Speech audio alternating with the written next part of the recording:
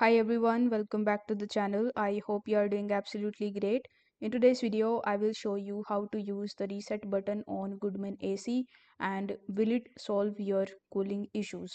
So here, as you can see that currently I'm on this website and they have mentioned some of the methods with the help of which you can easily reset your Goodman air conditioner. First of all, you need to turn off the power to the Goodman air conditioner at the breaker box. Then you need to wait for a few minutes and then turn the power back on. You can even press and hold the reset button on the Goodman air conditioner for about 20 seconds and release the button and wait for Goodman AC unit to start up again.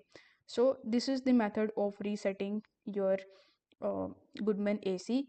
Now comes the question whether it is going to fix your issues. So you can definitely try it out, but if this method isn't working for you, you can just come to goodmanfg.com website, and over here you can directly contact with the Goodman customer service executive and you can tell them whichever type of issue you are facing, and they are going to help you in the cooling issues and with your reset.